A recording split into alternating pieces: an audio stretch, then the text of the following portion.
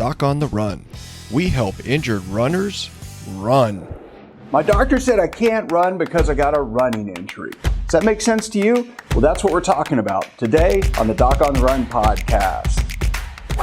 Now listen, before we get started in this episode, I just wanted to let you know that if you're injured and you're confused, I created a 5-day challenge for you that's going to help you really put things in perspective. Most of the runners I talk to call me because they don't know what to do. They don't know if they can work out. They don't know how they're going to maintain their running fitness, and they're freaked out because they're getting weaker by the day. And if you're injured and you're doing nothing, that's exactly what's happening. So go to the bottom of the show notes page for this episode, and you can sign up for the 5-day challenge there.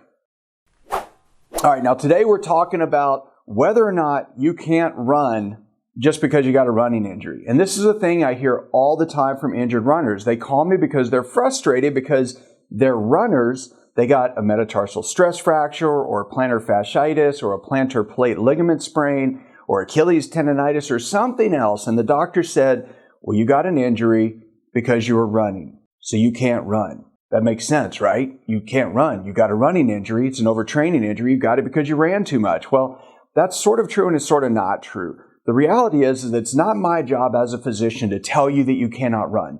It is my job as a physician to help you figure out how you can actually heal the overtraining injury and continue to run.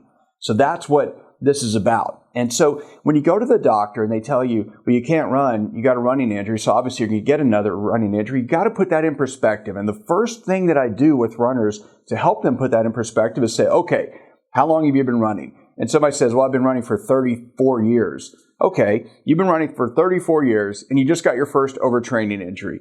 Does that mean if you get in your car and you've been driving for 34 years and you get into an accident, you should stop driving your car? It doesn't make any sense if you think about it in those terms. But for some reason, when doctors can't figure out what to do with you, they tell you, well, you should just stop running, obviously. Do something else, ride a bike or go swim.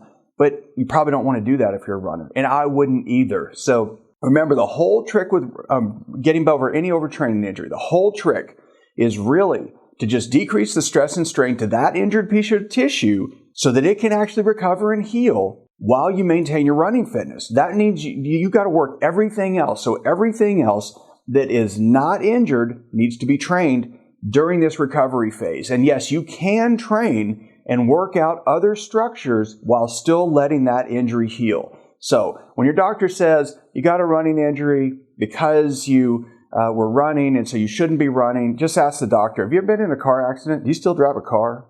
Well, then you need to help me figure out how to fix this running injury. That's your job. Doc on the Run. We help injured runners run.